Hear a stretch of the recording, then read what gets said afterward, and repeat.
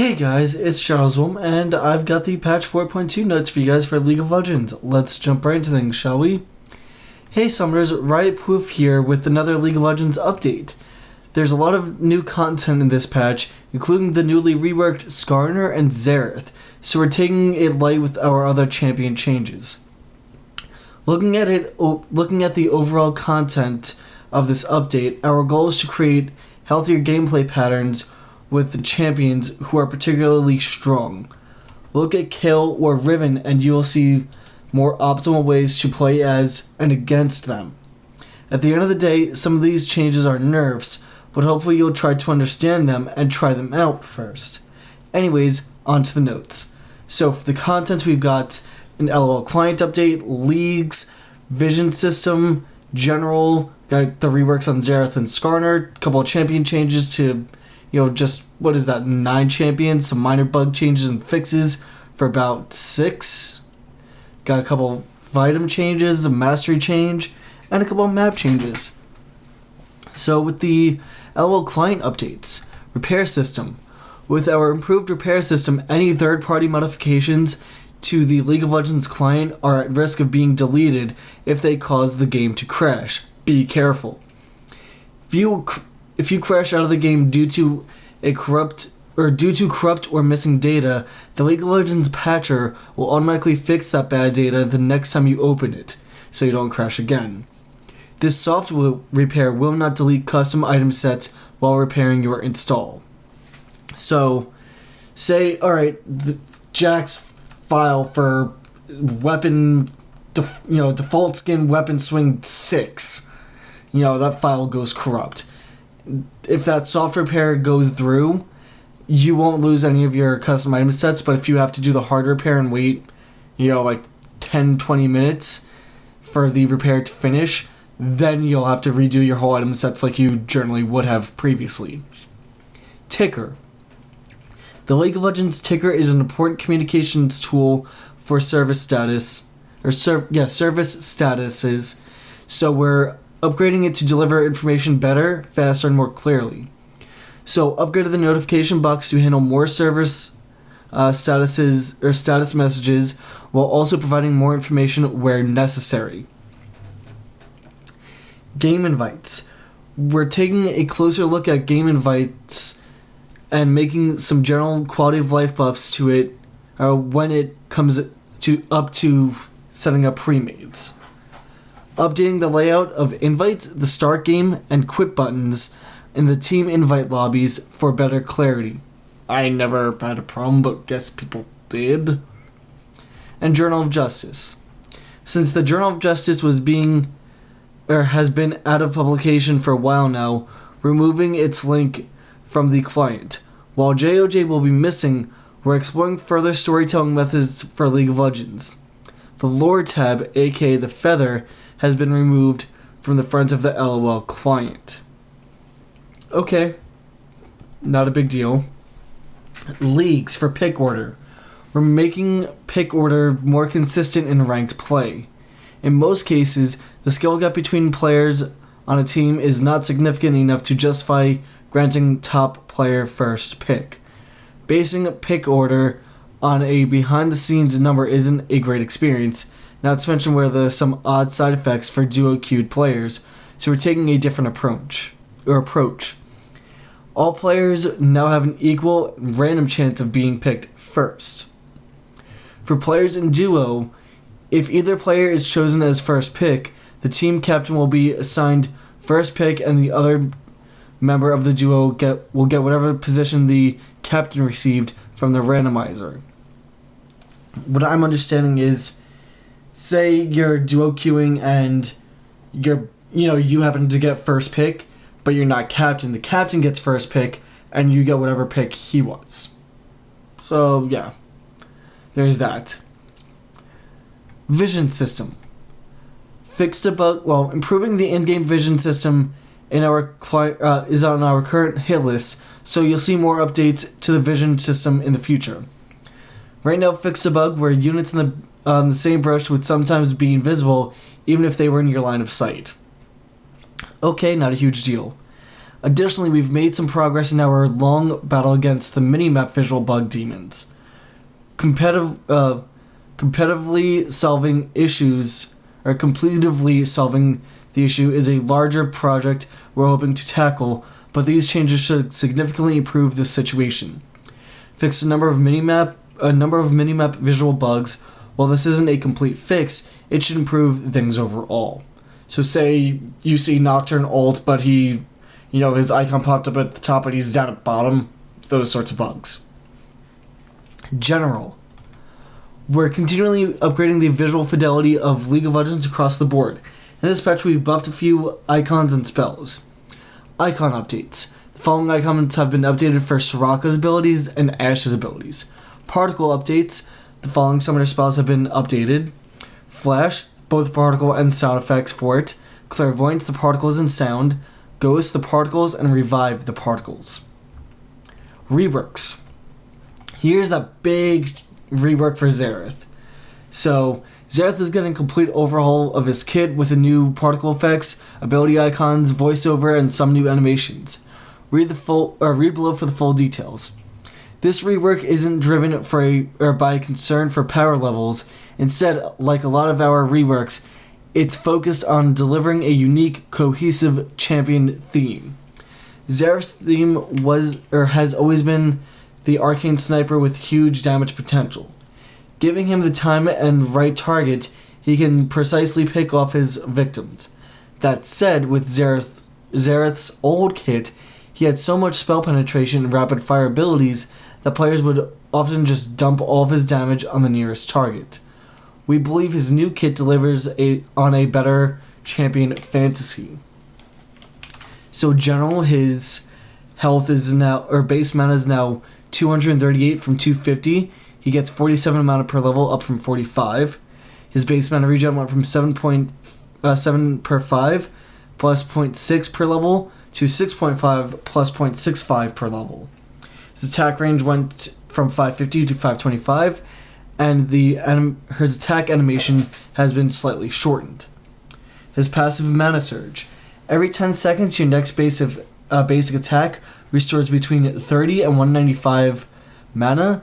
The amount it restores, it scales on your character level, so 30 base, all the way to 195 base at level 18. Effect. Attacking an enemy champion restores double the amount, so that's level 6, 60 mana at level 1. That's not bad. Arcano Pulse. First cast, begin channeling, gradually increasing the spell's range from 700 to 1400, while slowing down Xerath's movement speed by up to 50%. Xerath can still move while channeling, so again, much like Vi's and Varus's Q. Again, I spoke about the changes to Xerath and to Skarner in my PvE video. If you want to check that out, go ahead and click the annotation in the top left now. The second cast for Arcano Pulse, damage all enemies in a line for 80, 120, 160, 200, 240, plus 0.75 AP, and it does magical damage. The cooldown, it starts at 9 seconds and goes all the way down to 5 seconds at level 4. I'm sorry, level 5. Sorry. Mana cost, it goes from 80 to 120, increasing by 10 per level. The range, it's 700 base and can go up to 1400 over 1.5 seconds. And Xerath can hold the full range Arcano Pulse for an additional 1.5 seconds. And while channeling the spell, Xerath gradually slows his movement speed by up to 50%. Eye of Destruction, which is his new W. AoE damage and slow, calls down a ground targeted blast of energy, dealing 60, 90, 120, 150, 180, plus 0.6 AP magic damage to all enemies caught within the blast and slowing them by 10%. In the center of the blast, enemies caught within the middle of the blast will take 90, 135, 180, 225, 270 plus 0.9 AP magic damage and are slowed by 60, 65, 70, 75, 80% instead. The cooldown is 14, 13, 12, 11, 10. Mana cost 70, 80, 90, 100, 110. and the range on that is 1,000. So, much like Leona's ult, if they're in the outer circle or the outer portions of the ult, they get slowed, whereas, when they're dead center, they get stunned and take more damage. So, same thing. Shocking Orb. It's a skill shot nuke. Fires an orb of raw magic in a straight line. The first enemy hit takes 80, 110, 140, 170, 200 plus 0.45 AP magic damage and is stunned between 0.75 seconds and 2 seconds. The stun duration is based on how far the orb travels. The further it travels, the longer the stun. The cooldown on this is 13 seconds, 12.5, 12, 11.5, and 11 seconds. Mana cost is 60, 65, 70, 75, 80, and range is 1,000. And Rite of the Arcane, which is his new ultimate. Xerath roots himself in place and gains 3 shots of Arcane Barrage, a very long-range magic artillery that does 190, 245, 300 plus 0.43 AP magic damage to all enemies hit. Xerath can cancel this effect early.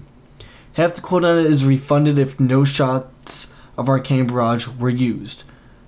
And the cooldown is 130, 115, 100. Mana cost is 100 all ranks. And the range starts off at 3200, then goes to 4400, then 5600 at level 3.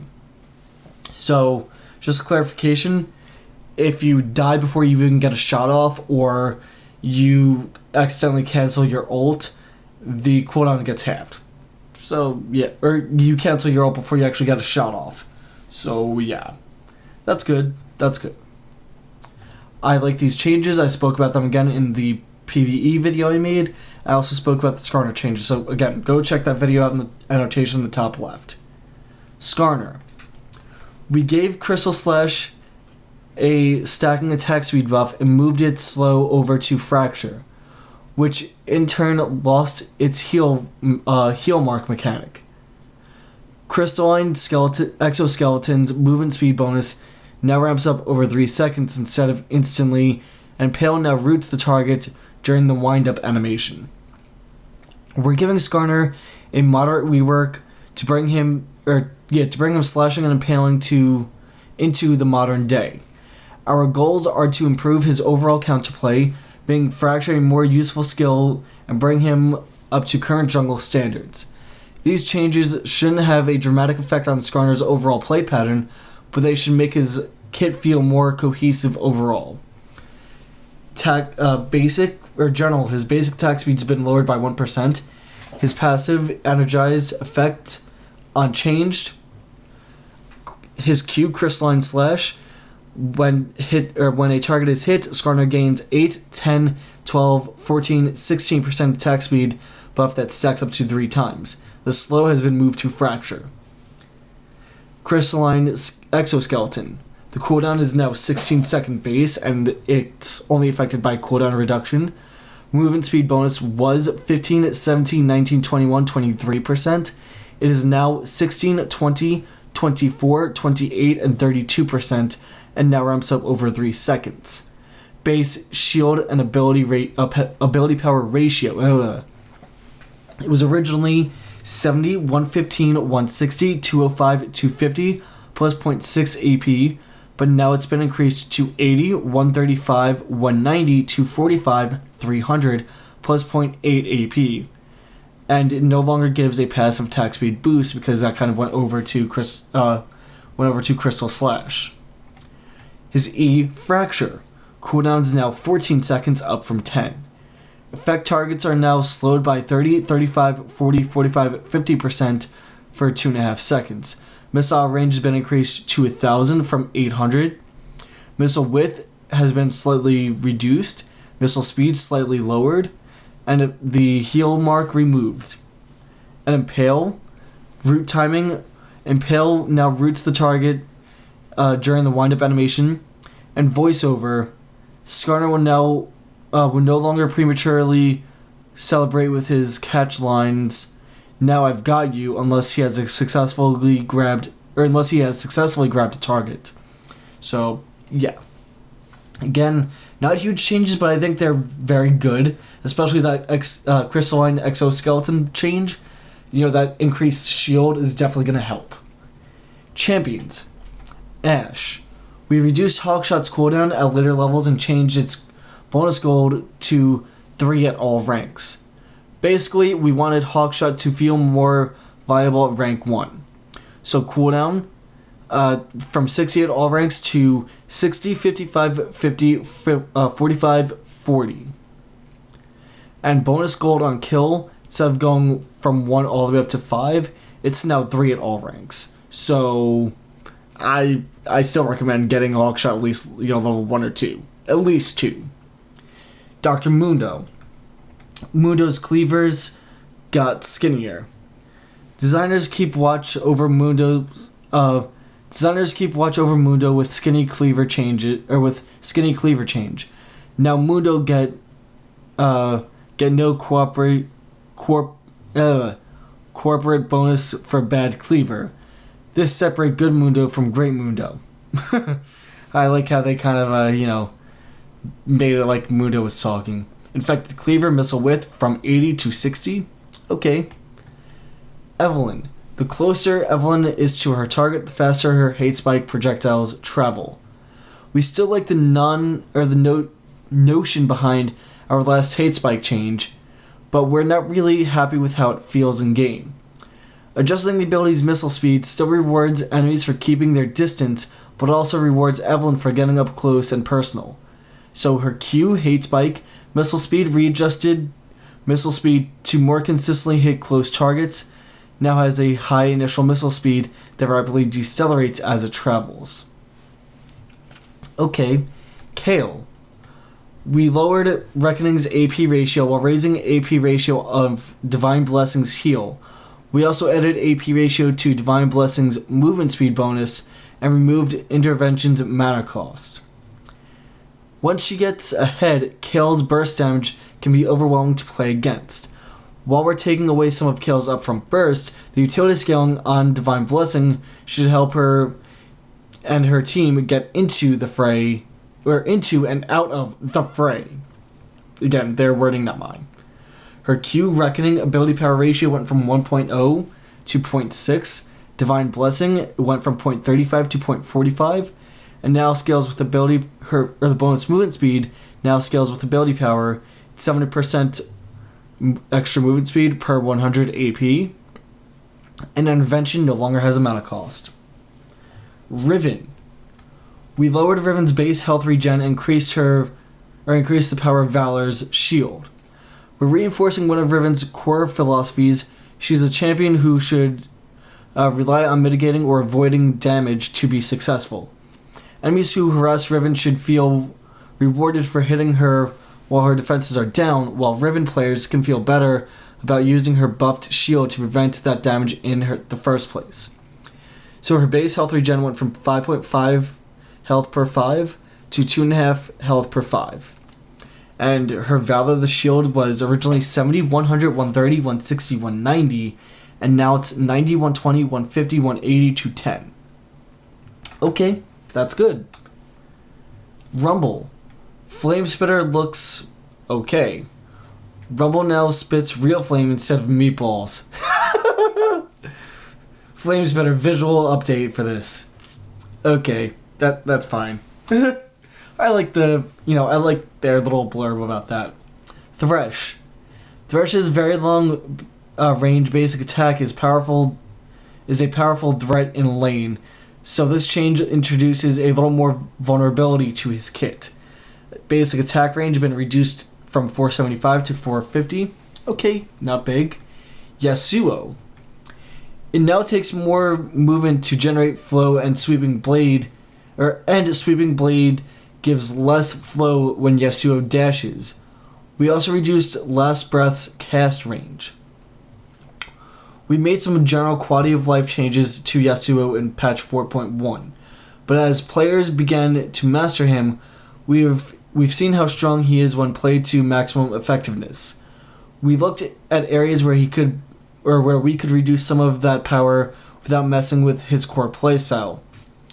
We were also unhappy with how Yasuo was using Last Breath to engage in fights by teleporting from thousands and thousands of miles away. So passive, Wave the Wanderer, movement speed to generate a unit of flow increased by 15%.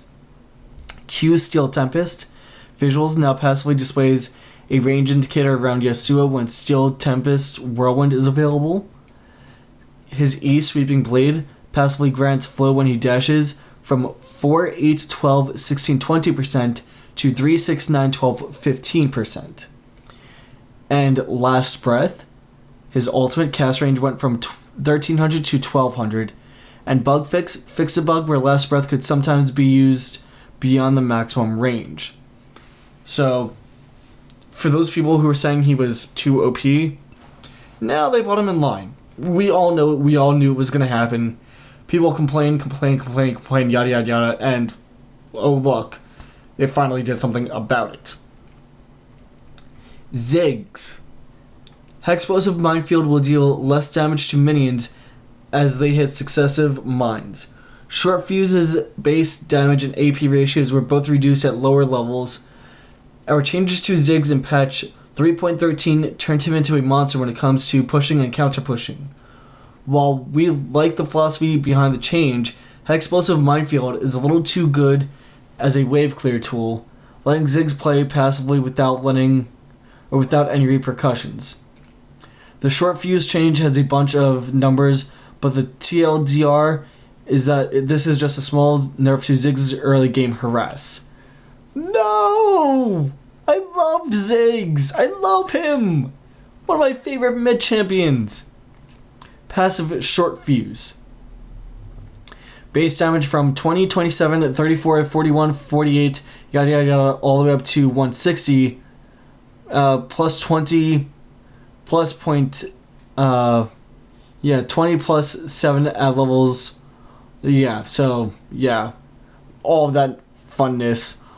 All the way up to 160 as being the... Well, it starts off at 20, 24, 28, 32, 36, 40, 48, 56, 64, 72, 80, 88, 100, 112, 124, 136, 148, 160. And 20 plus 4 at level 6, or 1 through 6, plus 8 at levels 7 through 12, and plus 12 at levels 12, or 13 through 18. And ratio from 0.35 at all levels of your AP to 0.25 of your AP at levels 1 through 6, 0.3 at 7 through 12, and 0.35 at 13 through 18. Okay. For some reason, I thought that was his bouncing bomb. I don't know why. And Explosive Minefield, mini damage, 100% from all mines.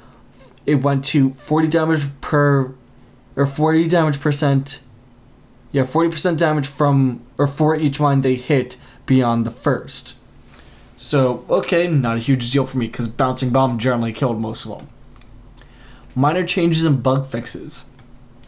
In our ongoing effort to create a more consistent League of Legends viewing experience, we're standardizing certain elements of our user interface. Players using the old legacy floating combat text prior to this change will be assimilated into the collective player experience. Beep boop. Remove legacy floating combat text. Added ticks to Vilemal's health bar. Fix a bug that stopped the HUD from scaling while the game was paused. Okay, I like those. As a caster standpoint, I like those. Akali, her ultimate, Shadow Dance. Clarity, Akali's Shadow Dance stacks can once again be seen in her buff bar.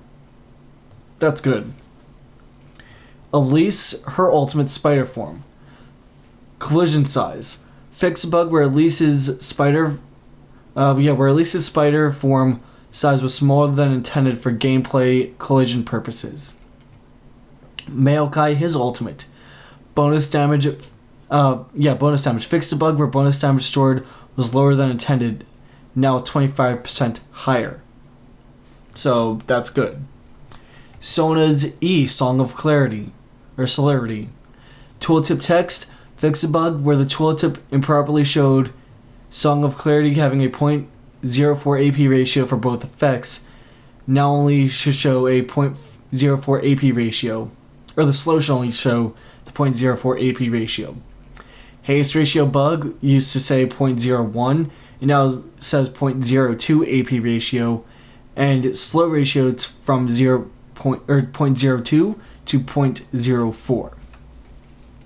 Teemo. Spell effect. Fix a bug where Toxic Shot could apply some spell effects like Tribute or Spell Weaving. Okay. Alright, whatever. Yorick. Ghoul immunities. Yorick's ghouls are no longer immune to slows, both movement and attack speed. Thank you! I don't know how many times I've seen just ghouls chasing people for, days on end, even though they were getting hit by slow after slow after slow. So yeah, that's good. Glad they fixed that bug. Items. Static Shiv, passive crit. Passive now only critically strikes when the associated attack critically strikes. Okay. Warren's Mail, a unique passive cold seal. There was a slow bug with it. Fix a bug where Annie's Tibbers, Malzahar's Voidlings, and Elise's Spiderlings would not be being affected by the slow. So again, all of that's good. Randwin's Omen, unique passive cold steel. Fix a bug where Annie's Tibbers, Malzahar's Voidlings, and Elise's Spiderlings were not being affected by the slow. Again, all of that good. Masteries. Perseverance. Perseverance as a mastery is incredibly powerful in comparison to other equivalent masteries, particularly once you get your first big HP item, so we're bringing it more in line.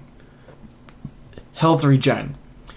Went from 0.7%, 1.35%, 2% missing health per 5 seconds, to 0.35, 0.675%, and 1% of missing health per 5 seconds.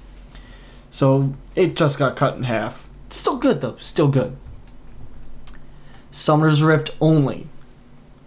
Back in patch 4.1 we made this change to directly counter fast push strategies in competitive play, reducing the timing to 8 minutes from permanent. From permanent is more in line with what we wanted to accomplish, so we did just that. Flat damage against champions. From permanent to the first 8 minutes. This is the mid and top lane outer turrets only. So the first 8 minutes is going to be grueling to try and take that tower out. I mean, just grueling. So yeah, hopefully that stops the lane swaps that would happen between the ADC and the support down at the bottom and the top laner. So that's good. Twisted Tree Line. This change affects Twisted Tree Line only. Kha'Zix. Some changes that exist. Same change that exists on Crystal Scar. Q, Taste Their Fear. Isolation damage bonus went from 45% to 35%. And Evolve Enlarged Claws. Missing health damage went from 8% to 6%. So they're keeping their line with Crystal Scar. Okay. So yeah, overall guys, tell me what you guys think. Do you like the changes that they brought to, pretty much the two big ones? Well, the biggest one would be Xerath, because how often did we see Xerath in play? Very seldomly. Can say beyond the, with good intentions, maybe one out of, I want to say 1,000 games we saw Xerath, but now hopefully we'll maybe see more. I personally played Xerath good, I would say about 20-30 times on the PvE, and I liked the changes. I really did, so I can't wait to just start playing him in mid lane, have him as good as my Karthus or Kassadin. Well, Kassadin because he's Kassadin, but, my Karthus, my Ziggs, again, Kassadin, and who else am I good in mid lane with? I'm trying to think who else, and I can't, maybe Lux or Lissandra? But yeah, I can't wait, guys. Also, the Skarner change as well. I like the changes to him. Got a couple of games with him under my belt on the PvE, and the changes are good. Let me know what you guys think in the comment section down below, since we know all these changes are now going live. Do you like the changes to Skarner, to Xerath, even to stuff like Ash's Hawkshot and Dr. Mundo's Cleaver? Let me know what you guys think in the comment section down below. And as always, if you want to see more content from me, go ahead and subscribe down below. Don't forget to hit that like button if you like the video. If you dislike the video, hit dislike, etc., etc. My name has been Shadowswolm, and I will talk to you all next time.